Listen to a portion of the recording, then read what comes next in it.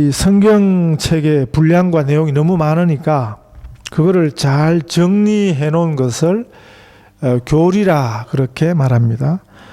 그게 이제 기독교 교리죠. 기독교 교리는 성경에서 다 나온 것인데, 그런데 이 교리 중에서도 참 어려운 것 하나가 있는데, 아마 교리 중에 제일 유명한 교리일 건데요.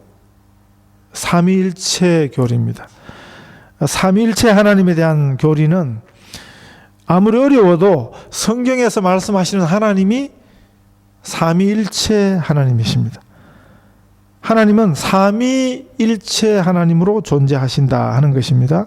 아시는 것처럼 삼위 하나님은 성부 하나님, 성자 하나님, 성령 하나님이십니다. 성부 하나님은 아버지 하나님이시고, 성자 하나님은 아들 하나님, 그리고 성령 하나님이신데, 그래서 우리가 하나님을 아버지 하나님 그렇게 고백합니다. 그런데 여성운동 하시는 분들이 이거를 상당히 언짢게 여기시더라고요. 여성운동을 또 그 정신을 기반으로 생긴 것이 여성신학이라는 것도 생겼습니다.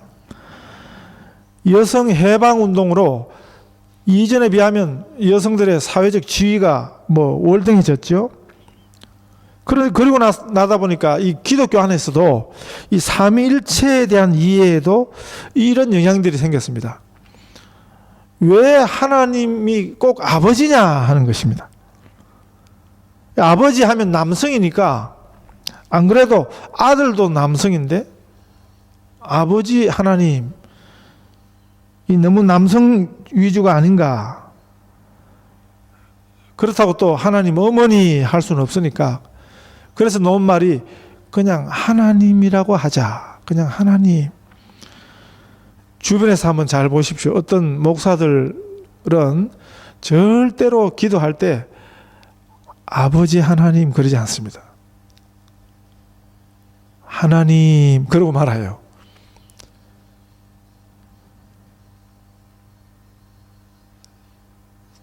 제가 주변에 아는 목사님 그런 분이 있는데, 시드니 와서 처음부터 만나가지고 꽤 오래됐는데, 그분이 설교하는 것도 듣고 설교 마치고 기도하는 것도 듣고, 또 어떤 자리에서 대표로 기도하는 것도 여러 번 들었는데, 절대로 아버지 하나님, 하나님 아버지 그러지 않더라고요. 그냥 하나님 그러더라고요. 나중에 알고 보니까 이런 이유로, 네. 여성 신학자들의 그런 주장을 좀 그렇게 받아들인 것 같아요. 최근에 지난주에 그 어떤 모임에서 주기도문을 하고 예수님 가르쳐 주신 기도를 하고 마치는 모임이 있었는데, 그분이 마침 제 옆에 앉았어요. 그래서 이분이 그러면 주기도문 할 때도 하늘에 계신 우리 아버지여 하는데, 하늘에 계신 우리 하나님 이렇게 하는가 싶어서 제가 들어보니까, 주기도문 할 때는 하늘에 계신 우리 아버지여 그러시더라고요.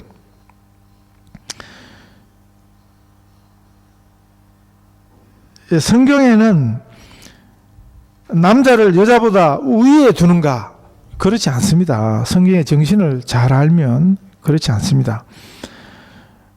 우리 성경을 보면 이제 성경 이야기가 대부분 남자들이 그 중심에 있는 것 같아 보이지만, 그것은 성경이 기록되던 그 시대적 상황들이 그 남성 위주의 문화여서 그랬습니다.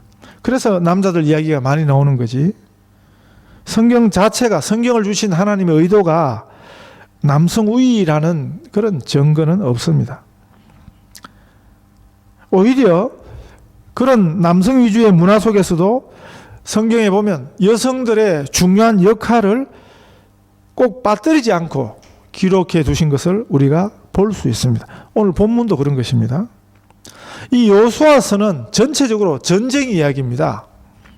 땅을 차지하기 위한 전쟁 이야기인데, 전쟁을 통해서 이 가나안 땅을 정복해 가는 이야기가 여호수아서의 큰 줄거리죠.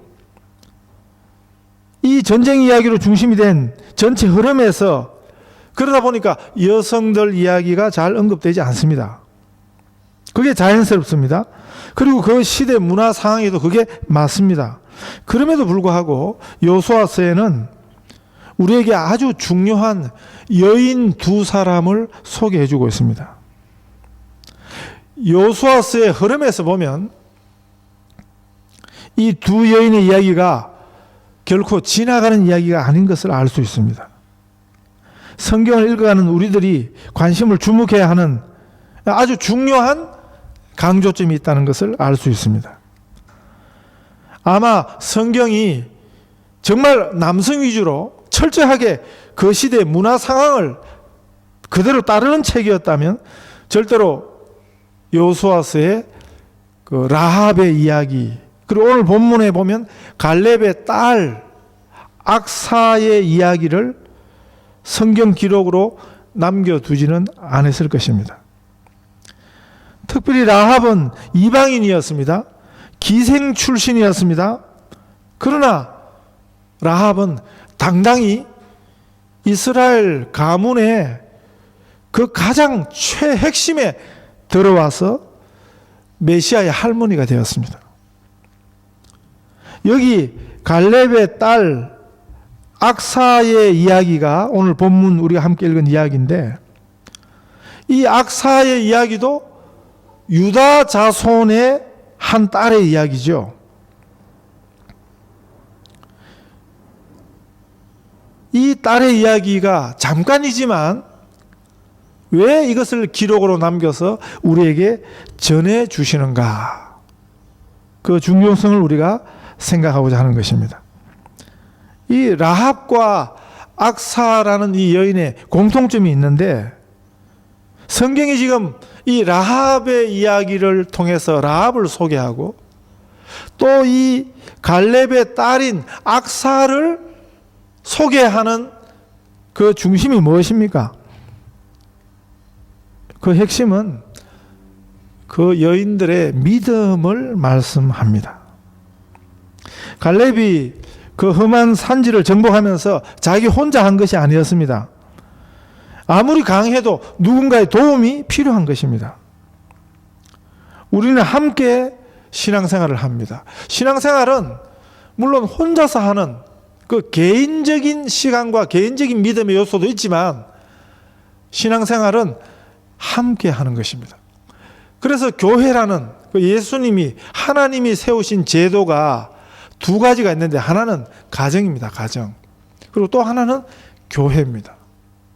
우리는 교회가 아무리 못마땅해도 이 교회는 우리가 흔히 뭐라고 고백합니까? 예수님의 피값으로 세운 교회.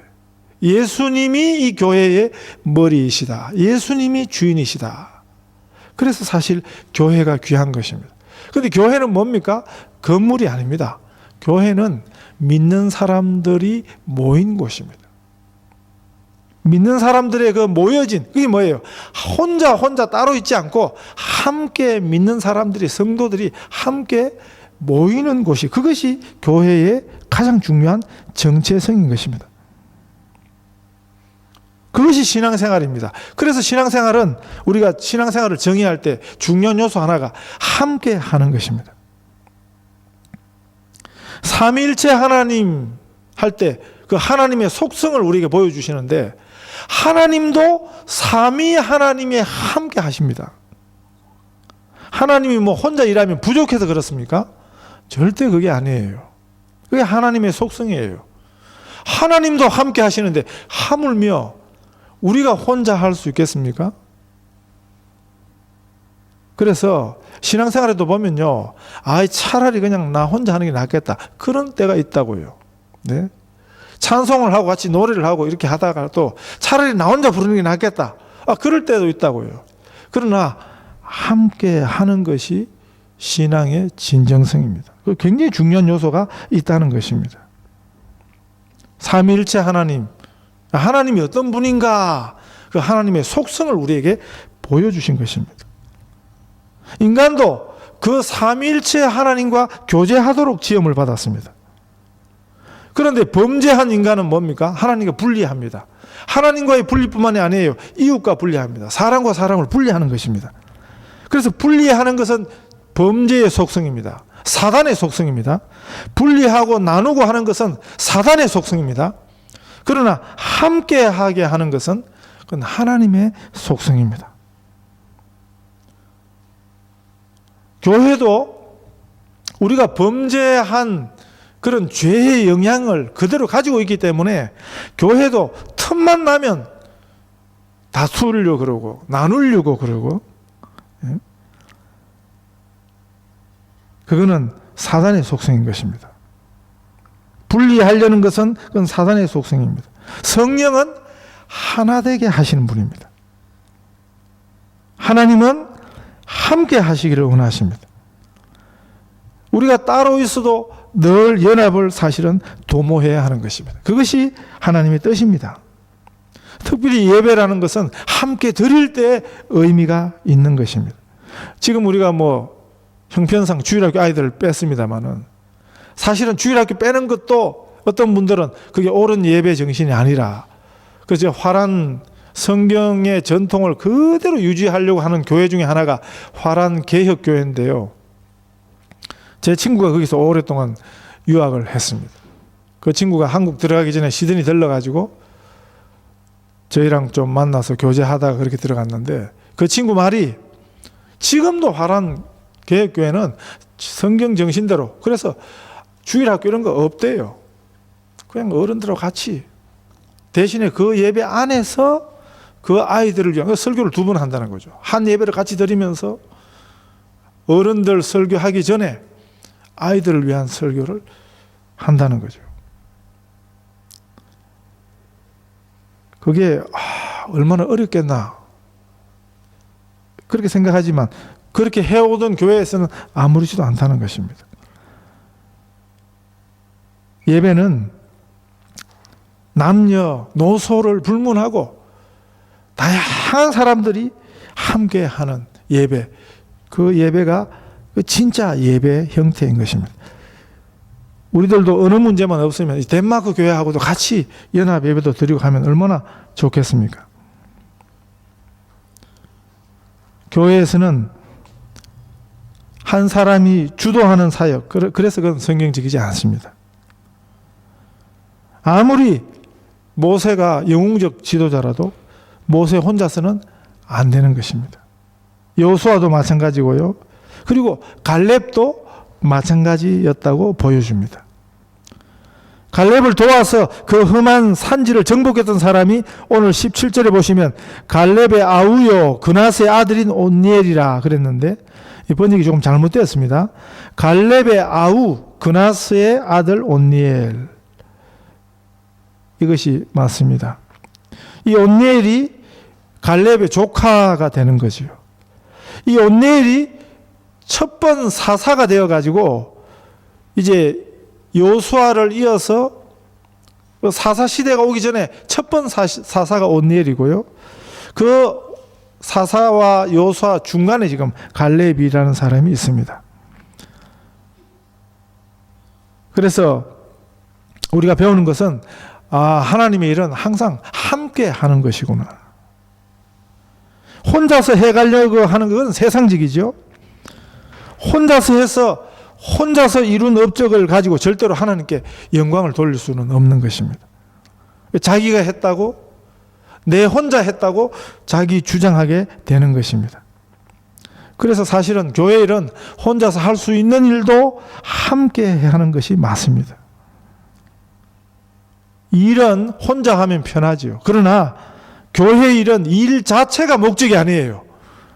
우리 착각하면 안 됩니다. 교회 일은 일 자체가 목적이 아니에요. 그 일을 통해서 하나님께 영광을 돌리는 것입니다. 하나님의 뜻을 이루는 것입니다. 그래서 신앙생활은, 교회 일은 함께 하는 것이 맞습니다. 갈렙의 그 용기 있는 사역에 온니엘이라는 사람이 협력자가 있었습니다. 동력자가 있었습니다. 이 온니엘에게 갈렙이 그 딸을 준 것입니다. 그 딸 이름이 악사입니다. 악사. 시집가면서 아버지에게 샘물을 구하고 있습니다. 그 아버지의 기업을 다른 아들들처럼 당당히 내게 아버지의 샘을 내게 주소서 하고 요구한 것입니다. 라합이 이스라엘의 기업을 이어받았던 것처럼요. 악사도 그 아버지의 기업을 요구했습니다. 지금도 그런데요. 보통 시집가고 나면 딸들은 아버지와 아버지의 집과는 그 관계가 끊어지는데, 그런데 그 관계를 이어가는, 그래서 결국 메시아 혈통을 잇는 그 일을 이 악사가 하는 것입니다. 그 당시에 물보다 더 중요한 것이 없었습니다. 이 물이 있어야 농사를 짓고요. 이 물이 있어야 가축을 기를 수 있었습니다. 특히 팔레스타인이라는 그 환경에서는 물이 가장 귀한 것입니다. 아무리 좋은 땅, 넓은 땅이 있어도 물 없는 땅은 무가치했습니다. 이 딸이 그 아버지를 떠나면서 한 가지를 구하는데 가장 필요한 것을 구한 것입니다. 그것이 샘물입니다. 샘물. 그래서 오늘 제가 설교 제목을 윗샘과 아랫샘을 얻은 딸, 이렇게 붙인 것입니다. 우리가 구하는데도 지혜가 필요합니다. 우리는 많이 구하는데 쓸데없는 것을 얼마나 많이 구하고 있는지 모릅니다. 본질에 되면 사소한 것을 우리가 얼마나 많이 구하고 있는지 모르는 것입니다. 예수님이 이렇게 가르쳐 주십니다. 너희는 먼저 그의 나라와 그의 의를 먼저 구하라. 이렇게 예수님이 우리가 기도할 때, 우리가 구할 때 먼저 구해야 할 것이 있다고 가르쳐 주셨습니다. 라합은요, 정탐꾼을 숨겨주고 대신에 자신과 자신의 가족들의 생명 보존해 달라고 구했습니다. 여기서 악사는 그 아버지에게 샘물을 구했습니다. 그 시대에 그 상황에서 가장 요긴한 것을 구했던 것입니다. 이런 지혜가, 이것이 지혜입니다. 얼마나 귀한 것입니까? 그래서 성경은 잠언 14장 1절에 보면 무릇 지혜로운 여인은 그 집을 세우되 미련한 여인은 자기 손으로 그것을 허느니라, 그렇게 말씀하고 있습니다. 우리가 이것저것 다 구할 수는 없습니다. 그런데 하나가 오면 다른 것이 같이 오는 그것을 구하는 것이 그게 지혜인 것입니다. 그 안목이 필요한 것입니다. 많은 땅보다도 더 중요한 것은 그 시대에는 샘물이었습니다. 그 샘물을 구하는 딸에게 갈렙은 윗샘과 아랫샘을 같이 주었다, 이렇게 본문이 기록하고 있습니다. 아버지의 기업을 당당히 요구해서 그 아버지의 기업 한 몫을 이 악사라는 딸이 얻어갔던 것입니다. 그 시대에 남녀의 차별이 아주 두드러졌던 그 시대예요. 그래서 이 악사의 이야기가 귀한 것입니다. 이 남아 선호 사상 오늘도 남아 있습니다. 남녀 차별 또는 남녀 구별의 이해가 여기저기 깔려 있습니다. 아직도. 저는 개인적으로 참 이해하기 힘든 일 하나가, 아들만 있는 집을 부러워하고 자기는 딸만 있다고 아쉬워하는 기독교 가정인데, 심지어는 목사 가정에서조차도요. 아시는 것처럼 저희 집안은 아들 천지입니다. 저희 아들 삼형제가 결혼을 해서 각각 아들 둘씩만 낳았습니다. 저희 어머님 별명이 육돌이 할머니인데 손녀는 하나도 없고 손주만 6입니다. 그러다 보니까 딸이 얼마나 귀하고 부러운지 모르겠습니다. 그래서 딸만 셋 있는 목사 사모님에게 제가 너무 좋으시겠어요. 진짜 부러워서 한 말인데 그분은 그 말 듣고 시험에 들었답니다. 왜 시험에 들었겠습니까? 자기는 지금 아들 없던 것이 그렇게 아쉬웠나 봐죠. 얼마나 한심한 생각입니까? 다른 사람은 몰라도 딸만 새 키우는 엄마는 절대 그러면 안 돼요. 자신이 지금 딸을 키우는 엄마가 딸만 있는 것을 아쉬워하는 그런 마음이 있다는 것은 그건 참 답답한 일입니다. 아니에요. 감사해야지요. 누구보다도 그 딸들을 자랑스럽게 여겨야지요. 아들 없어도 하나도 굴리지 않는다. 그런 당당함이 특별히 딸만 키우는 부모들에게 있어야 하지 않겠습니까? 아들이 더 낫다고 절대 성경이 가르치지 않습니다. 그러면 성경은 아들보다 딸을 더 귀히 여기시는가? 그것도 아니에요. 그렇게 착각하시면 안 됩니다. 성경은 어떤 편입니까? 믿는 자, 믿음이 있는 자를 보십니다. 성경은 믿는 자를 찾으십니다. 바로 믿음이 그 이유로 갈렙의 아들들보다, 그래서 이 딸의 기록이 성경에 남아서 오늘 우리에게 들려지고 있는 것입니다. 하나님은 남자냐 여자냐가 아니고 믿음이 있는 자를 쓰신다는 것입니다. 그 아버지에게 당당히 자신의 분깃을 요구하던 그 딸의 요구는 믿음의 요구였습니다. 천국은 예수님께서 침노하는 자의 것이라 그렇게 말씀하셨어요. 천국은 오직 믿음으로 가질 수 있습니다. 하나님 아버지의 것을 당당히 요구할 수 있는, 그게 바로 믿음인 것입니다. 먼저 구해야 할 것을 구하십시다. 윗샘과 아래샘을 구해서 얻은 이 귀한 여인처럼 정말 우리에게 있어서 먼저 있어야 될 것이 무엇인지를 알고 그 먼저 구할 것을 구하며 사시는, 그래서 얻는 우리 성도들이 다 되시기를 축복합니다.